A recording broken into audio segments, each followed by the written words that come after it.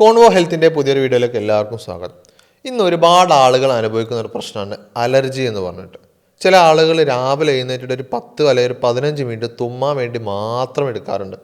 കാരണം ബെഡ്ഷീറ്റിലുള്ള പൊടികളോ അല്ലെങ്കിൽ റൂമിലുള്ള പൊടികൾ പോലും അവർ അലർജി ട്രിഗർ ചെയ്യാറുണ്ട്.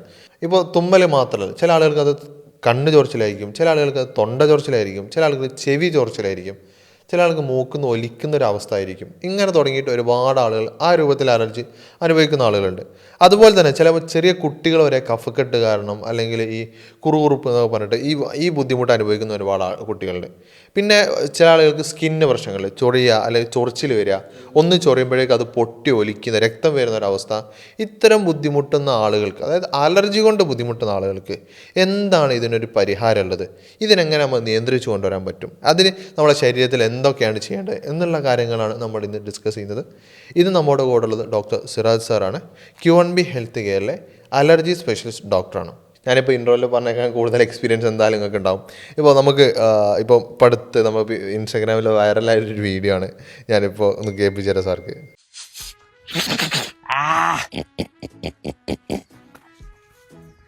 ഇതെന്ത് ജീവിയാ? എത്താണ് എന്റെ പ്രശ്നം? ഈ സൈഡ് ഇങ്ങനെ കോൺക്രീറ്റ് ചെയ്ത് അടച്ചിക്കുക, രണ്ട് കണ്ണില് തീ കടന്ന് ഇങ്ങനെ കത്തിയാണ്.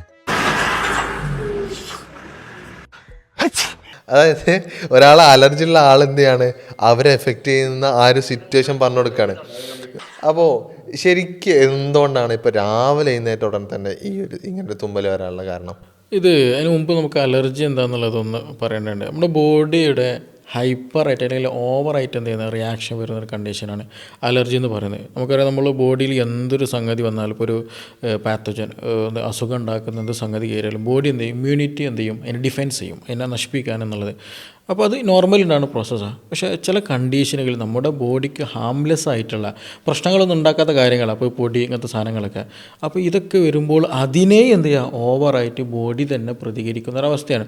അപ്പോഴാണ് ഈ തുമ്മൽ, കഫക്കെട്ട്, അതേപോലെ തന്നെ മൂക്കൊലിച്ചുകൊണ്ടിരിക്കുക, ചെറിയ ചെറിയ ഒരു പനി പോലെ കൊച്ചിപ്പിടുത്തൊക്കെ അനുഭവപ്പെടുക, അങ്ങനെയൊക്കെ ഉണ്ടാകുന്നു എന്നുള്ളത്. അപ്പോൾ ഈ പ്രത്യേകിച്ച് ഇപ്പോൾ രാവിലെ ചോദ്യം അങ്ങനെയായിരുന്നു. അപ്പോൾ രാവിലെ ഈ ഒരു പ്രശ്നം കൂടാൻ കാരണം ആ ഒരു സമയത്ത് എന്ത് ചെയ്യും, ട്രിഗറിങ് നല്ലോണം വരും. അതായത് ഇമ്മ്യൂണിറ്റി ഓവറായിട്ട് റിയാക്ട് ചെയ്യുന്ന ഒരവസ്ഥ വരും. ഇപ്പോൾ പ്രത്യേകിച്ച് രാവിലെ കൂടാൻ കാരണം ഒന്ന് തണുപ്പ് കാലമാണ് ഇപ്പോൾ ഉള്ളത്. അപ്പോൾ അതുകൊണ്ട് തന്നെ തണുപ്പ് ചില ആളുകൾക്ക് സ്റ്റിമുലേഷൻ ഉണ്ടാക്കും. അപ്പോൾ ഈ തണുപ്പ് കാലത്ത് മാത്രമേ AC കിടക്കുന്ന ആളുകൾക്ക് ഇതേ പ്രശ്നം ഉണ്ടാകും. എല്ലാവർക്കും ഇല്ല, ചില ആളുകൾക്ക് എന്ത് ചെയ്യും, തണുപ്പ് പ്രശ്നമാണ്. അപ്പോൾ സ്പെസിഫിക് ആയിട്ട് ചില കണ്ടീഷനുകൾ, ചില അവസ്ഥകൾ എന്ത് ചെയ്യും, ആളുകളിൽ ഈ ഓവർ റിയാക്ഷൻ ഉണ്ടാക്കി കളയുന്നുള്ളത്. അപ്പോൾ അത് സ്പെസിഫിക് ആയിട്ട് നമ്മൾ ഓരോരുത്തർക്കും ഓരോ തരത്തിലുണ്ടാവുക. ചിലപ്പോൾ എന്താ പറയുക, സമയം തെറ്റി കുളിച്ചാലായിരിക്കും ഉണ്ടാവില്ലേ, ചിലപ്പോൾ ചില സ്മെല്ലുകളായിരിക്കും ഉണ്ടാവില്ലേ, ചിലപ്പോൾ ചില ഒരു ഫംഗസിൻ്റെ എന്തെങ്കിലും പ്രസൻസ് ആയിരിക്കും ഉണ്ടാവില്ലേ, ചിലപ്പോൾ പൊടിപടലങ്ങളായിരിക്കും ഉണ്ടാവും. അപ്പോൾ സ്പെസിഫിക് ആയിട്ട് ഓരോരുത്തർക്ക് എന്ത് ചെയ്യും, ഉണ്ടാകാറുണ്ട് എന്നുള്ളതാണ്. അപ്പോൾ ആ ഒരു ഓവർ റിയാക്ഷൻ മോർണിംഗിൽ കൂടുന്ന സമയത്താണ് കൂടുതലായിട്ട് എന്ത് ചെയ്യുന്നത്, തുമ്മൽ വരുന്നത് ആ ഒരു സമയത്ത്. ഓക്കെ, ഇപ്പോൾ നമ്മളിപ്പോൾ ഇപ്പോൾ സാറ് പറഞ്ഞ കണ്ടീഷൻ വെച്ച് നമ്മൾ പറയുകയാണെന്നുണ്ടെങ്കിൽ, അപ്പോൾ ഈ അലർജി രോഗികളോട് ഡെയിലി ബെഡ്ഷീറ്റ് മാറ്റണം എന്ന് പറയാനുള്ള കാരണം എന്താണ്? അതിൽ ഒരുപാട് റീസൺ ഉണ്ട്. ഒന്ന് വെച്ചിട്ടുണ്ടെങ്കിൽ നമ്മളെ ബോഡിക്ക് നമ്മുടെ സ്കിന്നുണ്ടല്ലോ ഇങ്ങനെ ഷെഡ് ചെയ്ത് കൊടുക്കുന്നുണ്ട്. ഏകദേശം ഒരു മണിക്കൂറിൽ 30,000 മുതൽ 40,000 വരെ എന്ത് ചെയ്യുന്നുണ്ട്, കോശങ്ങൾ ഡെഡായിട്ട് പോകുന്നുണ്ടെന്നുള്ളതാണ് ഒരു മണിക്കൂറിൽ. അപ്പോൾ നമ്മൾ രാവിലെ ബെഡിലേക്ക് പോയിട്ട് രാത്രി പോയി രാവിലെ എണീക്കുന്ന സമയത്ത് ഏകദേശം ഒരു 5-8 മണിക്കൂർ കണ്ടിന്യൂ ആയിട്ട് ബെഡിൽ ടൈം ചിലവഴിക്കുന്നുണ്ട്. അപ്പോൾ എത്രത്തോളം ഷെഡിങ് അവിടെ നടക്കേണ്ടത് നമുക്ക് മനസ്സിലാക്കാം. അത് ഒരാളാണെങ്കിൽ, ഇപ്പോൾ ബെഡിലാണെങ്കിൽ വൈഫും 2 പേരുണ്ട്, കുട്ടികളാരെങ്കിലൊക്കെ ഉണ്ടെന്നുണ്ടെങ്കിൽ എന്ത് ചെയ്യും, ഇതിന് നമ്പർ കൂടിയുള്ളൂ. അപ്പോൾ രാവിലെ എഴുന്നേൽക്കുന്ന സമയത്ത് ആക്ച്വലി എന്ത് ചെയ്യാണ്, ഒന്ന് ഇത് നല്ല രീതിയിൽ എന്ത് ചെയ്യും, നമ്മുടെ ഇൻഹെയിൽ ചെയ്യുന്നൊരു കണ്ടീഷൻ വരും. അപ്പോൾ അങ്ങനെ കണ്ടീഷൻ വരുന്ന സമയത്ത് എന്ത് ചെയ്യും, ഇത് നല്ല രീതിയിൽ തുമ്മലും പ്രശ്നങ്ങളും ഉണ്ടാകും. അപ്പോൾ അതുകൊണ്ടാണ് രാവിലെ എഴുന്നേൽക്കുന്ന സമയത്ത് അലർജി ഉള്ള ആളുകൾ ഒരിക്കലും ബെഡ്ഷീറ്റ് മടക്കാൻ പാടില്ല എന്ന് പറയാറുണ്ട് എന്നുള്ളതാണ്. പിന്നെ അത് മാത്രമല്ല, ഇത് നമ്മൾ എന്ത് ചെയ്യണം, റിപ്പീറ്റഡ്ലി ചേഞ്ച് ചെയ്തുകൊണ്ടേയിരിക്കണം. അത് സാധനം തന്നെ യൂസ് ചെയ്യാൻ പാടില്ല എന്നുള്ള. അപ്പോൾ ഡസ്റ്റ് മൈറ്റ്സുകളും കാര്യങ്ങളൊക്കെ ഉണ്ടെങ്കിൽ നമുക്ക് കാണുമല്ലോ ഇതൊന്നും കണ്ണുകൊണ്ട്. പക്ഷേ ഇത് നമുക്ക് എന്ത് ചെയ്യാം, അലർജി ഉള്ള ആളുകൾ ഇത് നന്നായിട്ട് അനുഭവിക്കും എന്നുള്ളതാണ്. അപ്പോൾ അലർജി ഉള്ള ആളുകൾ എന്ത് ചെയ്യണം, ഈ ബെഡ്ഷീറ്റിൻ്റെ കാര്യത്തിൽ നിർബന്ധമായിട്ട് ശ്രദ്ധിക്കണം. അതേപോലെ തന്നെ തലയിണയുടെ കാര്യത്തിൽ എന്ത് ചെയ്യണം, പ്രത്യേകം ശ്രദ്ധ വേണം. അല്ലെങ്കിൽ ഇത് ട്രിഗറിങ് ഉണ്ടാക്കി നല്ല തുമ്മൽ വരുത്തും. ഓക്കെ, ഇപ്പോൾ സാറ് പറഞ്ഞൊരു വിഷയം ഉണ്ടല്ലോ, തണുപ്പ് കാലത്ത് നമുക്ക് പല ആളുകൾക്കും അലർജി കൂടാറുണ്ട് എന്ന് പറയുന്നുണ്ട്.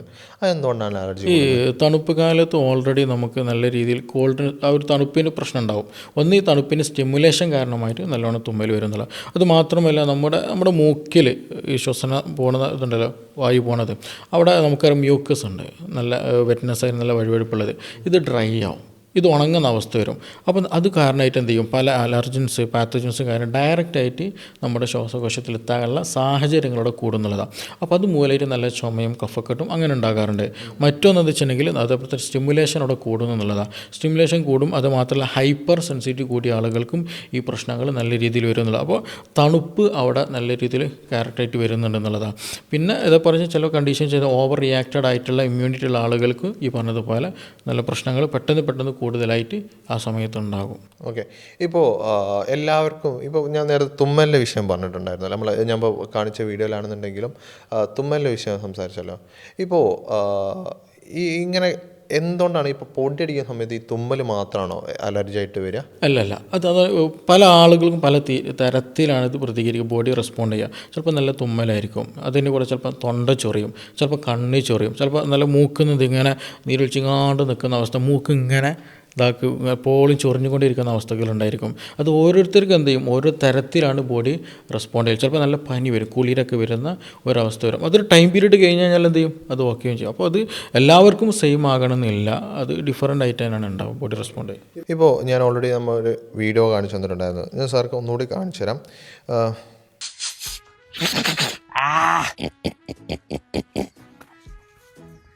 ഇതെന്ത് ജീവിയാ? എത്താണ് എൻ്റെ പ്രശ്നം?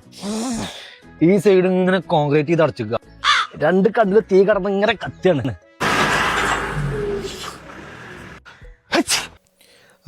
നമുക്ക് ഇത്തരം പ്രശ്നങ്ങൾ ഇപ്പോൾ ഞാൻ ഇപ്പോൾ കേൾപ്പിച്ചത്, ഇത്തരം പ്രശ്നങ്ങൾ നമുക്ക് പൂർണ്ണമായി മാറ്റാൻ പറ്റും? പൂർണ്ണമായിട്ട് മാറ്റാൻ പറ്റുന്നതിനേക്കാളും കൂടുതൽ നമ്മൾ ചിന്തിക്കേണ്ടത് എങ്ങനെ അത് നോർമലൈസ് ചെയ്തിട്ട് പോകാമെന്നുള്ളതാണ്. കാരണം ഇത് പൂർണ്ണമായിട്ട് മാറ്റാലും പ്രശ്നമാണ്. കാരണം അതൊരു ബോഡിയുടെ ഒരു മെക്കാനിസം, നമ്മുടെ പ്രശ്നം ഇല്ലാണ്ടിരിക്കാൻ ബോഡി ചെയ്യേണ്ട ഒരു മെക്കാനിസമാണ്. അപ്പോൾ അത് നമുക്ക് ബുദ്ധിമുട്ടില്ലാത്ത രീതിയിൽ കൊണ്ടുപോകുക എന്നുള്ളത് അതിൽ പ്രധാനമായിട്ട് ചെയ്യാനുള്ളത്. അപ്പോൾ ഇമ്മ്യൂണിറ്റി നമുക്ക് എന്ത് ചെയ്യണം, പ്രോപ്പർ ഓവർ റിയാക്ഷൻ ഉള്ളത് നോർമൽ റിയാക്ഷനിലേക്ക് എത്തിക്കുക എന്നുള്ളതാണ്. അപ്പോൾ അതിനൊരുപാട് ലൈഫ് സ്റ്റൈൽ ക്യാരക്ടേഴ്സ് നമ്മൾ ശ്രദ്ധിക്കേണ്ടതുണ്ട്. ചിലത് കുറച്ച് മെഡിസിൻ എടുക്കേണ്ടതുണ്ട്. അപ്പോൾ അതൊക്കെ ചെയ്യുമ്പോൾ തന്നെ നമുക്ക് എന്ത് ചെയ്യാൻ പറ്റും, അത് കൺട്രോളിലേക്ക് കൊണ്ടുപോകാൻ പറ്റും. ഓക്കെ. പിന്നെ നമുക്ക് എന്തൊക്കെയാണ് ശരിക്കും ഇതുപോലെ അലർജികൾ ഉണ്ടാക്കാനുള്ള കാരണങ്ങൾ? അലർജി ഉണ്ടാക്കാൻ പല കാരണമുണ്ട്. അത് സ്മെല്ല് പ്രശ്നമുണ്ട്, ചിലപ്പോൾ പോളൻ ഗ്രെയിൻസിൻ്റെ പ്രശ്നം വരാറുണ്ട്, പൊടിപടലങ്ങൾ പ്രശ്നം വരാറുണ്ട്, ചിലപ്പോൾ നമ്മുടെ വീട്ടിൽ വളർത്തുന്ന ചെറിയ പെറ്റ്സുകളുണ്ടല്ലോ അതിൻ്റെ സ്മെല്ല് പൊടിയിൽ നിന്നൊക്കെ വരുന്ന ബുദ്ധിമുട്ടുകൾ അങ്ങനെ വരാറുണ്ട്. പിന്നെ അതുപോലെ എൻവയോൺമെൻറ്റ് മാറുന്ന സമയത്ത്, തണുപ്പ് ചൂടൊക്കെ വരുന്ന സമയത്ത് അങ്ങനെയൊക്കെ ഉണ്ടാവും. അത് പല തരത്തിലുണ്ടാവില്ല. അപ്പോൾ അതിനനുസരിച്ചിട്ട് നമ്മൾ നോക്കണം. എല്ലാവർക്കും സെയിം ആണെന്നില്ല. അത് പല ആളുകൾ ഇപ്പോൾ നമ്മൾ വീട്ടിൽ തന്നെ 4-5 ആളുകളുണ്ട്, ഒരാൾക്ക് ചിലപ്പോൾ തുമ്മൽ ചിലപ്പോൾ പൊടിയാവും, ചിലർക്ക് സ്മെല്ലാം ഉണ്ടാവില്ല. അപ്പോൾ അത് ഡിഫറെൻ്റ് ആകാം. അപ്പോൾ അത് ഓരോരോ ബോഡിക്ക് അനുസരിച്ചിട്ട് എന്ത് ചെയ്യും, കാരണങ്ങൾ മാറും. ഓക്കെ. ഇപ്പോൾ ഇങ്ങനെയുള്ള അലർജി ഉള്ള ആളുകൾ ഇപ്പോൾ ഇമ്മ്യൂണിറ്റി കൂട്ടാൻ വേണ്ടിയിട്ട് നമ്മൾ എന്തൊക്കെ കാര്യങ്ങൾ ചെയ്യണം? അപ്പോൾ ഇമ്മ്യൂണിറ്റി നോർമലൈസ് ചെയ്യാനുള്ളത് ഒന്ന്, അവർ ടെസ്റ്റുകൾ കുറച്ച് ചെയ്യേണ്ടതുണ്ട്. അതായത് വൈറ്റമിൻ ഡി പ്രോപ്പറാണെന്ന് നോക്കണം. ഈ വൈറ്റമിൻ ഡി നമ്മുടെ ഇമ്മ്യൂണിറ്റി ഭയങ്കര ലിങ്ക് ചെയ്യുന്ന ഒരു സംഗതിയാണ്. വൈറ്റമിൻ ഡി കുറഞ്ഞാൽ എന്ത് ചെയ്യും, നമ്മുടെ ഇമ്മ്യൂണിറ്റി നല്ല മാറ്റം വരും, അല്ലെങ്കിൽ ഓവറായിട്ടോ അല്ലെങ്കിൽ തീരെ ഇമ്മ്യൂണിറ്റി കുറയുന്ന അവസ്ഥകളൊക്കെ നല്ലോണം വരാറുണ്ട്. അപ്പോൾ അലർജി ഉള്ള ആളുകൾ പൊതുവേ ചെയ്യുന്ന ഒരു ടെസ്റ്റും കൂടിയാണ് വൈറ്റമിൻ ഡി പ്രോപ്പറാണോ നോർമലാണോ എന്നുള്ളത്. സാറേ ഇപ്പോൾ സാറ് പല കാരണങ്ങൾ പറഞ്ഞിട്ടുണ്ട്. നമ്മൾ ചില ആളുകൾ അനുഭവിക്കുന്ന പ്രശ്നമാണല്ലോ, ഈ രാത്രി ഭയങ്കര തുമ്മലായിരിക്കും. ഈ രാവിലെ പറഞ്ഞ പോലെ തന്നെ രാത്രി ഭയങ്കര തുമ്മലായിരിക്കും. അതെന്തുകൊണ്ടാണ് രാത്രി തുമ്മൽ കൂടാൻ കാരണം? എന്താ വെച്ചിട്ടുണ്ടെങ്കിൽ ബോഡിയിൽ ഇൻഫ്ലമേഷൻ ചില ആളുകൾക്ക് എന്ത് ചെയ്യും, കൂടും ആ സമയത്ത്. അതായത് കോർട്ടിസോൾ എന്നുള്ളൊരു ഹോർമോൺ എന്ത് ചെയ്യും, ഏറ്റവും ലോ ലെവലിൽ നിൽക്കുന്ന ഒരു കണ്ടീഷൻ നമ്മൾ രാത്രിയുടെ പീക്ക് ടൈമിലാണെന്ന് സ്റ്റഡീസ് പറയുന്നുണ്ട്. അപ്പോൾ ആ ഒരു സമയത്ത് എന്ത് ചെയ്യും, നമ്മുടെ ബോഡിയിൽ ചെറിയ ഇൻഫ്ലമേഷൻസ് ഉള്ള സാധ്യതകൾ കൂടുതലാണെന്നുള്ളതാണ്. അതേപോലെ തന്നെ അതൊരു റീസണായിട്ട് പറയുന്നുണ്ട്. ഇതൊക്കെ ഓരോ ഹൈപ്പോത്തിസിസ് സ്റ്റഡീസുകളാണ്. ഇനി അതേപോലെ മറ്റൊന്ന് പറയുന്നത്, നമ്മുടെ ഒരു ചില ഫുഡുകൾ രാത്രി കഴിച്ചത് എന്ത് ചെയ്യും, ഈ ഒരു നമ്മൾ രാത്രി കിടക്കുന്ന സമയത്ത് ഡിന്നർ കഴിച്ചിട്ടുണ്ടാവും, അത് ചിലപ്പോൾ എന്ത് ചെയ്യും, റെസ്പോണ്ട് ചെയ്യില്ല, അല്ലെങ്കിൽ അതിൻ്റെ ഒരു എഫക്റ്റ് വരൽ ചിലപ്പോൾ ഉറങ്ങുന്ന സമയത്തായിരിക്കും എന്നുള്ളതാണ്. അത് മാത്രമല്ല, അതൊരു റീസൺ. ഇനി അതും അല്ലാന്നുണ്ടെങ്കിൽ ഈ രാത്രി സമയത്താണ് കൂടുതൽ തണുപ്പ് പീക്കിലേക്ക് പോകാം. ആ തണുപ്പ് നല്ല സ്റ്റിമുലേഷനിലെത്തുമ്പോൾ എന്ത് ചെയ്യും, നല്ല രീതിയിൽ ബുദ്ധിമുട്ട് വരും. അപ്പോൾ നമ്മൾ കിടക്കുന്ന സമയത്ത് ചിലപ്പോൾ എന്ത് ചെയ്യും, ആ ഒരു സമയത്ത് ചിലപ്പോൾ ഒന്നെങ്കിൽ നമ്മൾ ബ്ലഡിലുള്ള ഡസ്റ്റുകൾ എന്ത് ചെയ്യും, നമ്മൾ തന്നെ മൂക്കിലേക്ക് ശ്വസിച്ചു പോകും. അതേപോലെ തന്നെ ചിലപ്പോൾ ആ ഒരു സമയത്ത് നമ്മുടെ നാസൽ ഇത് എന്ത് ചെയ്യും, ഡ്രൈനസ് കൂടും. അപ്പോൾ അങ്ങനെയുള്ള പല റീസണുകൾ ഉണ്ടെന്നുള്ളതാണ്. ഒന്ന് എന്ത് ചെയ്യുക, ഈ കോർട്ടിസോൾ കുറയുന്നത് ഇൻഫ്ലമേറ്ററി റിലേറ്റഡ് ആയിട്ട് സ്റ്റഡീസുകൾ കാണിക്കുന്നുണ്ട്. ഓക്കെ, ഇപ്പോൾ അങ്ങനെയാണെന്നുണ്ടെങ്കിൽ ഇപ്പോൾ അലർജി ഉള്ള ആളുകൾ നിർബന്ധമായിട്ട് ചെയ്യണം പറയുന്ന ടെസ്റ്റുകൾ എന്തൊക്കെയായിരിക്കും? ടെസ്റ്റുകൾ നമ്മൾ സിമ്പിളായിട്ട് ടെസ്റ്റുകളുണ്ട്. അതായത് CBC ചെയ്താൽ തന്നെ ഈസിനോഫിലിക്കിൻ്റെ എമൗണ്ട് നോക്കാം, അല്ലെങ്കിൽ ടോട്ടൽ സ്പെസിഫിക് ആയുള്ള ടെസ്റ്റുകളുണ്ട് കംപ്ലീറ്റ് ചെയ്യുന്നത്. അതേപോലെ തന്നെ നമ്മൾ വൈറ്റമിൻ ഡി നോക്കണം. വൈറ്റമിൻ ഡി നമ്മുടെ ഇമ്മ്യൂണിറ്റി വളരെ ഇമ്പോർട്ടൻ്റ് ആയിട്ടുള്ള ഒരു സംഗതിയാണത്. ഇമ്മ്യൂണിറ്റി പ്രോപ്പറായിട്ട് മെയിൻറ്റെയിൻ ചെയ്യണമെന്നുണ്ടെങ്കിൽ, അപ്പോൾ നല്ല അലർജി ഉണ്ട്, അത് ഈവൻ ചൊറിച്ചിലാണെങ്കിലും ശരി, ബോഡി ഇച്ചിങ്ങും കാര്യങ്ങളൊക്കെ ആണെങ്കിലും ശരി, വൈറ്റമിൻ ഡി പ്രോപ്പർ ആണോ എന്നുള്ളത് നോക്കണം. അതുപോലെ IgE നോക്കണം. IgE പൊതുവെ അലർജിയുള്ള ആളുകൾ നോക്കേണ്ടതാണ്. മിക്ക ആളുകളും കൂടുതലാവേണ്ടത് അത് നമ്മൾ അലർജിക്കെതിരെ ബോഡി ഉണ്ടാക്കുന്ന ഒരു ആൻറ്റിബോഡിയാണ് അത് IgE. അപ്പോൾ അത് എത്രത്തോളം എമൗണ്ട് ഉണ്ടെന്ന് നോക്കുക എന്നുള്ളത്. അതിനനുസരിച്ചിട്ട് എന്ത് ചെയ്യണം, നമ്മളെ ലൈഫ് സ്റ്റൈലുകളും കാര്യങ്ങളും മാറ്റം കൊണ്ടുവരണം. അപ്പോൾ അതിന് പറ്റിയൊരു സംഗതി മഞ്ഞളുണ്ടല്ലോ, അത് നല്ല എഫക്റ്റ് ചെയ്യുക. IgE കുറക്കാനും ഇൻഫ്ലമേഷൻ കുറക്കാനൊക്കെ പറ്റിയതാണ് കുർക്കുമിൻ, മഞ്ഞൾ എന്ന് പറയുന്നത്.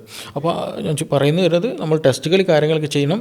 അതിനനുസരിച്ച് നമ്മുടെ എന്ത് ചെയ്യണം, ബോഡി മെറ്റബോളിസം അല്ലെങ്കിൽ നമ്മുടെ ലൈഫ് സ്റ്റൈലൊക്കെ പ്രോപ്പറാക്കാൻ ശ്രദ്ധിക്കും. ഓക്കെ, ഇപ്പോൾ സാറ് പറഞ്ഞല്ലോ പിന്നെ വൈറ്റമിൻ ഡി ഇതിൽ നമുക്ക് നമ്മുടെ ശരീരത്തിന് വളരെ ഇമ്പോർട്ടൻ്റ് ആയിട്ടുള്ളൊരു കാര്യം എന്നാണ്. നമ്മുടെ ശരീരത്തിൽ വൈറ്റമിൻ ഡി കുറവാണെന്ന് കാണിക്കുന്ന ലക്ഷണങ്ങൾ എന്തൊക്കെയായിരിക്കും? ഒന്ന്, നല്ല ക്ഷീണം ഉണ്ടാവും, നല്ല ക്ഷീണം ഉണ്ടായിരിക്കും.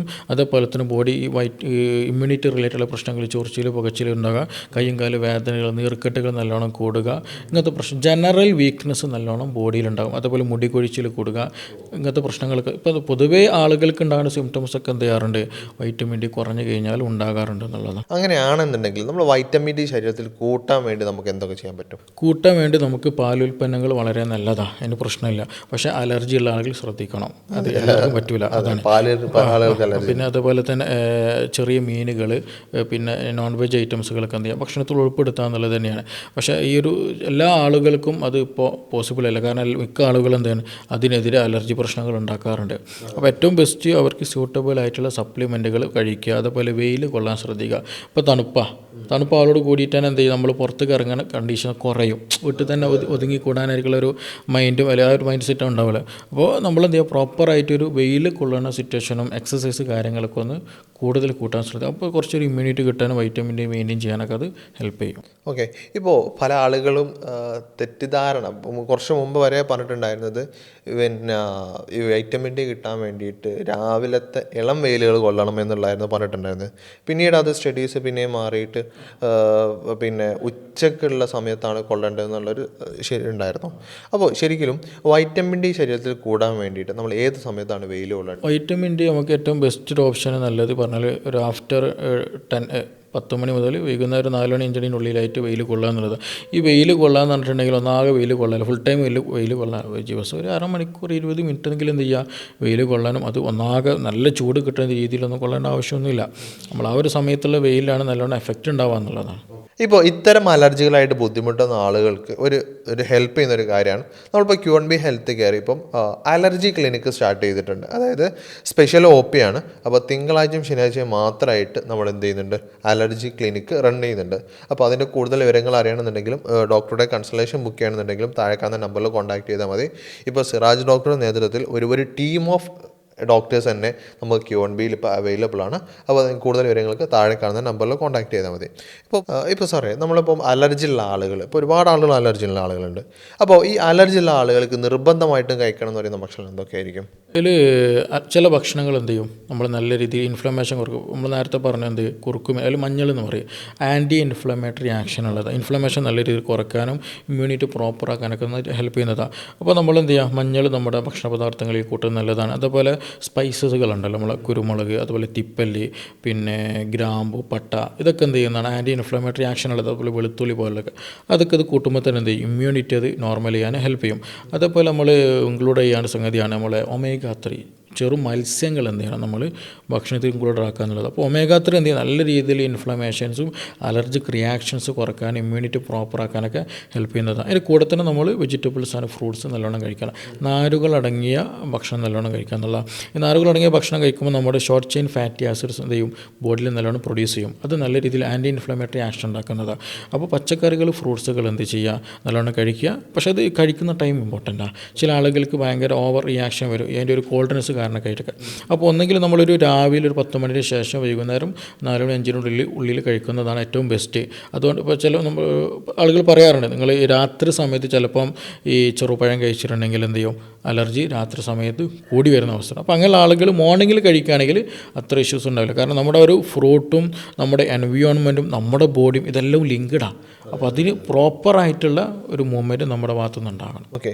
ഇപ്പോൾ അങ്ങനെ നമ്മൾ ചോദിക്കുന്നത്, അതായത് കഴിക്കേണ്ട ഭക്ഷണങ്ങൾ ചോദിക്കുന്ന സമയത്ത് തന്നെ നമ്മൾ നിർബന്ധമായിട്ട് നമ്മൾ ചോദിക്കേണ്ട ഒരു ക്വസ്റ്റ്യനാണ്, എന്തൊക്കെ ഭക്ഷണങ്ങൾ നമ്മളെ അലർജിയുള്ള ആളുകൾ ഒഴിവാക്കണം എന്നുള്ളത്. അതെന്തൊക്കെയായിരിക്കും?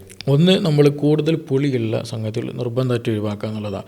ജനറൽ ആയിട്ടുള്ള വിഷയമാണ്. ചില ആളുകൾക്ക് പ്രശ്നം ഉണ്ടായിരിക്കില്ല, പക്ഷെ നമ്മൾ ജനറലി നോക്കുകയാണെന്നുള്ളതാണ്. ഒന്ന്, ഈ തൈര് ഉണ്ടല്ലോ, തൈര് നല്ലതാണ്, പക്ഷെ നല്ല പുളിയുള്ള തൈര് നല്ല തണുപ്പോട് കൂടി കഴിച്ചാൽ എന്ത് ചെയ്യും, പ്രശ്നങ്ങളുണ്ടാക്കും. അപ്പോൾ അത് ഒന്നെങ്കിൽ നിങ്ങൾക്ക് എന്ത് ചെയ്യാം, മോർണിംഗിൽ കുറച്ചൊക്കെ വേണമെങ്കിൽ എടുക്കാം, പക്ഷേ രാത്രി സമയത്ത് കഴിക്കുന്ന പരമാവധി ഒഴിവാക്കുക. അതുപോലെ തണുപ്പുള്ള ഭക്ഷണ പദാർത്ഥങ്ങൾ പൂർണ്ണമായിട്ട് ഒഴിവാക്കുക.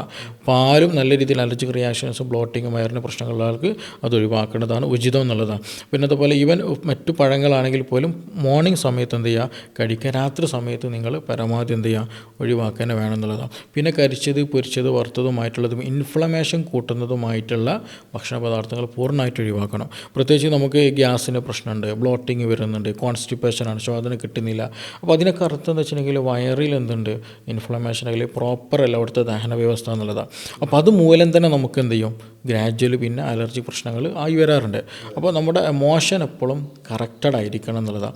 അപ്പോൾ അതിന് തടസ്സമുള്ള കരിച്ചതും പൊരിച്ചതും അമിതമായിട്ട് റെഡ് മീറ്റ് കഴിക്കുന്ന ശീലങ്ങൾ, പിന്നെ ഫ്രൂട്ട്സ് ഇല്ലാത്ത ഭക്ഷണങ്ങൾ, ഫൈബേഴ്സ് ഒന്നും ഇല്ലാതെ കഴിക്കുന്ന ശീലങ്ങൾ, മയോണൈസ് പോലെയുള്ളത്, ഹെവി ഫുഡുകൾ അമിതമായിട്ട് കഴിക്കുക, അതൊക്കെ എന്ത് ചെയ്യുക, നമ്മൾ മെല്ലെ കുറക്കാൻ ശ്രദ്ധിക്കുക. ഓക്കെ. ഇപ്പോൾ നമ്മൾ പലപ്പോഴും പറഞ്ഞു കേട്ടുള്ള കാര്യമാണ്, ഫ്രിഡ്ജിൽ വെച്ച ഭക്ഷണങ്ങൾ വല്ലാതെ അലർജി കൂട്ടാറുണ്ട് എന്നുള്ളത്. അത് ശരിയാണോ?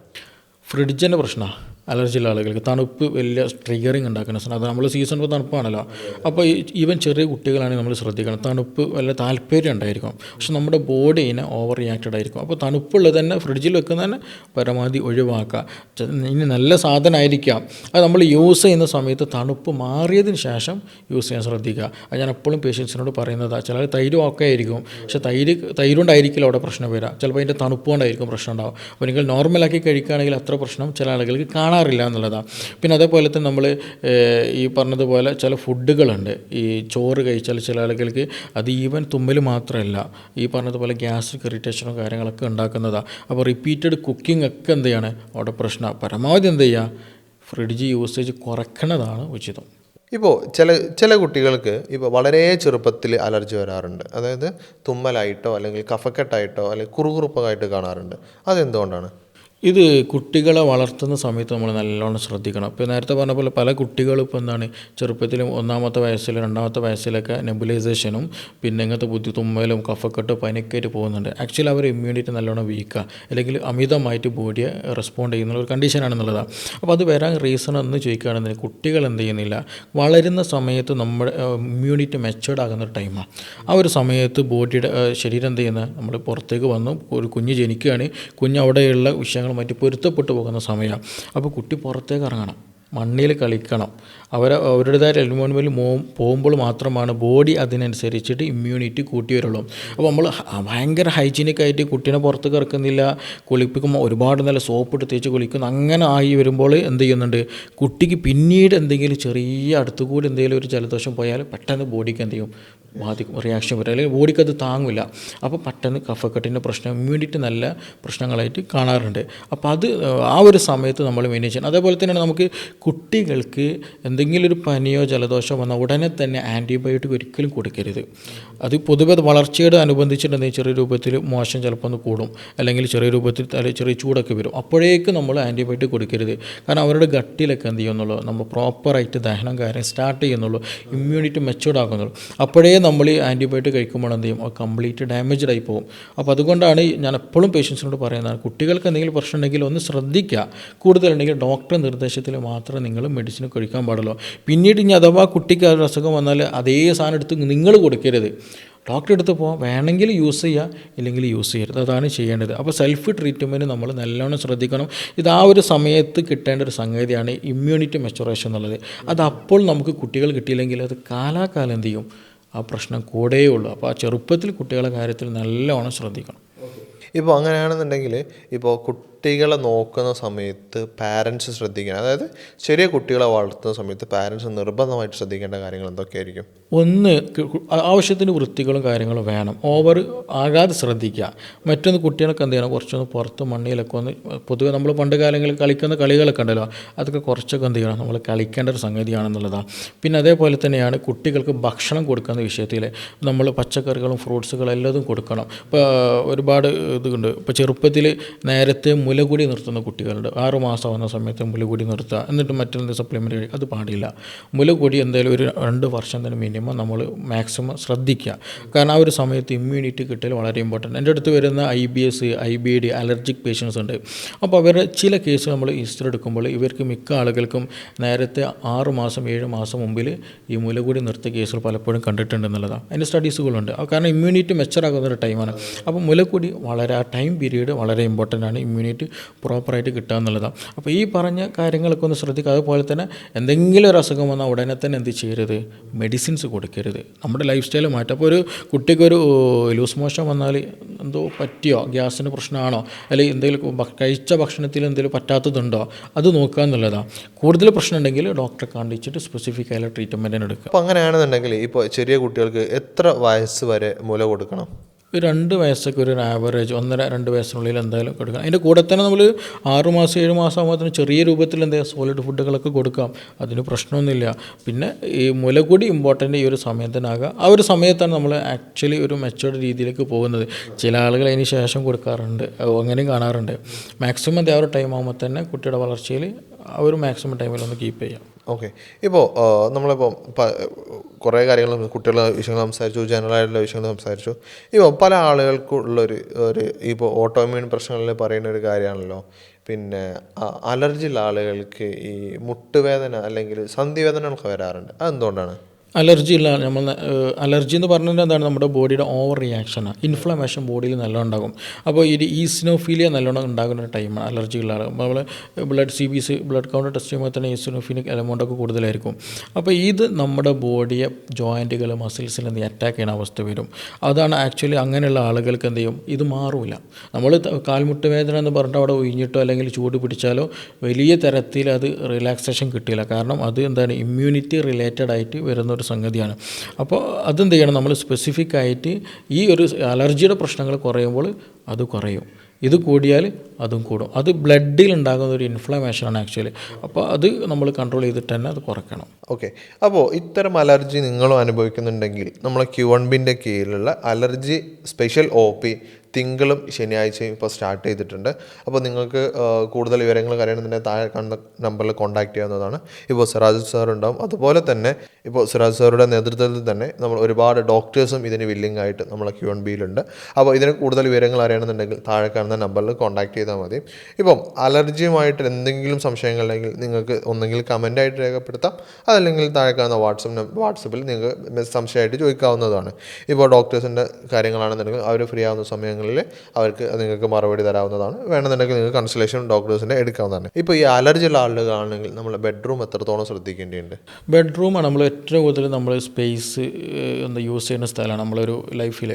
അപ്പോൾ അത് നമ്മൾ നല്ലോണത്തിന് ബാധിക്കുന്നുണ്ട്. പ്രത്യേകിച്ച് അറ്റാച്ച്ഡ് ബാത്റൂമുള്ള ആളുകൾക്ക് നമ്മൾ ഡ്രൈനെസ്സിനെ പറ്റി പറഞ്ഞു. അതുപോലെ തന്നെ ഹ്യൂമിഡിറ്റി കൂടിക്കഴിഞ്ഞാൽ എന്താണ് നല്ല രീതിയിലുണ്ടാകും. നമ്മളിപ്പോഴും നമ്മൾക്കറിയാം, നമ്മൾ കുളി റൂമിൽ അല്ലെങ്കിൽ വാഷ്റൂമിൽ എപ്പോഴും ഹ്യൂമിഡിറ്റി ഉണ്ടായിരിക്കും. അപ്പോൾ നമ്മളെപ്പോഴും വാതിൽ തുറക്കുമ്പോൾ എന്ത് ചെയ്യും, ആ ഹ്യൂമിഡിറ്റി നമ്മൾ കിടക്കുന്ന റൂമിലേക്ക് വരാനും പൂപ്പലുകൾ വരും, നമുക്ക് കാണില്ല. അപ്പോൾ ഇനി അതൊന്നുമില്ല, ഇപ്പോൾ ചില വീടുകളിൽ നമ്മൾ വാഷ്റൂമിൽ എന്തുണ്ടാവും, തോർത്തുകൊണ്ടുണ്ടാവും ഈ ഒരു അല്ലെങ്കിൽ പഴയ ഡ്രസ്സൊക്കെ അവിടെ കൊണ്ടിടും. അതിമ്പോൾ നമ്മൾ കാണാത്ത ഈ പൂപ്പലുകൾ വരും. അത് നല്ല രീതിയിൽ അലർജി ഉള്ള ആളുകൾക്ക് ട്രിഗറിങ് ഉണ്ടാക്കും.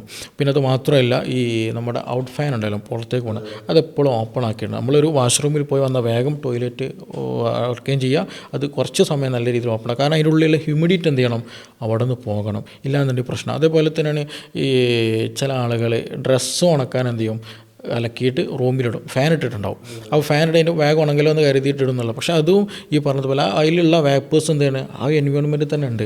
അത് നമുക്ക് നല്ല രീതിയിൽ നീരിറക്കം, കഫക്കെട്ട്, തുമ്മലൊക്കെ ഉണ്ടാവും. അപ്പോൾ നമ്മൾ പ്രത്യേകിച്ച് മഴക്കാലത്തൊക്കെ അത് നല്ലോണം ശ്രദ്ധിക്കേണ്ട ഒരു കാര്യം കൂടിയാണ്. ഇനി അതേപോലെ നമ്മൾ പലപ്പോഴും മിസ്സിങ്, അപ്പോൾ നമ്മൾ ചില വീട് അറ്റാച്ച്ഡ് വാഷ്റൂമുള്ള ആളുകൾ പൂപ്പലുണ്ടായിരിക്കും. നമ്മൾ കാപ്പിലറി റൈസിങ് ആയിട്ട് നമ്മുടെ ചുമരൊക്കെ വിണ്ട് കയറി അല്ലെങ്കിൽ അങ്ങനെ വീർത്ത് വരിക, പെയിൻ്റൊക്കെ പോയിട്ടുണ്ടാകും.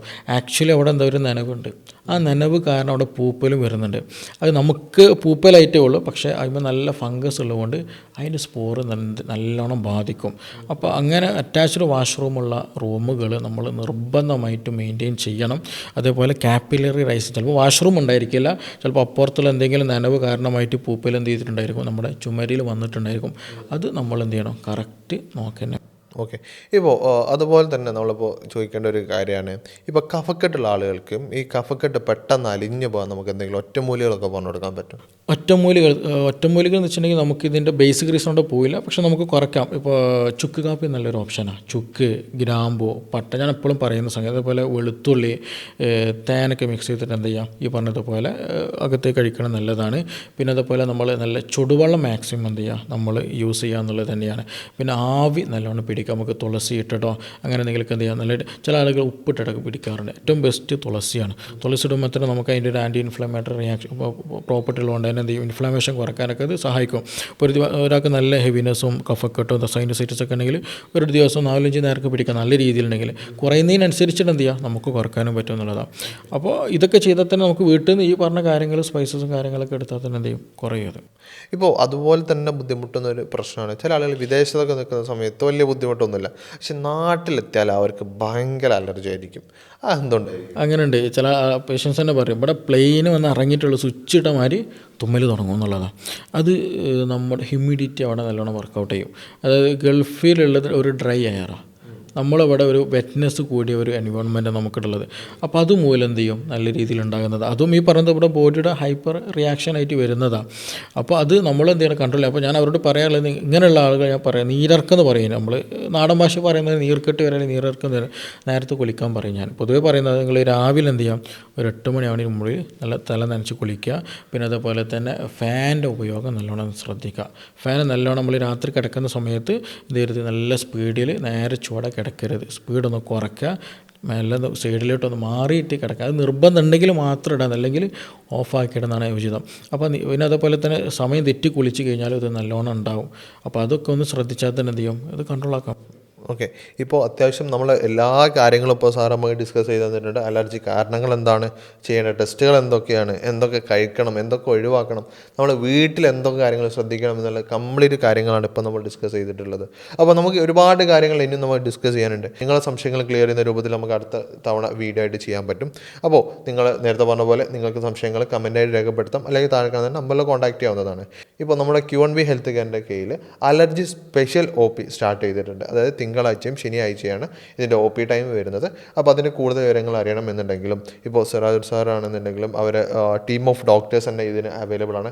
അവിടെ കൺസൾട്ടേഷൻ വേണമെന്നുണ്ടെങ്കിൽ താഴെ കാണുന്ന നമ്പറിൽ കോൺടാക്ട് ചെയ്താൽ മതി. ഇതുപോലെ മറ്റൊരു ഹെൽത്ത് വീഡിയോയുമായിട്ട് നമുക്ക് വീണ്ടും കാണാം. ഇന്ന് നമ്മുടെ കൂടെ ഉള്ളത് ഡോക്ടർ സിറാജ് സാറാണ്, Q&B ഹെൽത്ത് കെയറിൽ മെഡിക്കൽ ഓഫീസറാണ്. അപ്പോൾ മറ്റൊരു വീഡിയോയുമായിട്ട് വീണ്ടും കാണാം. Thank you.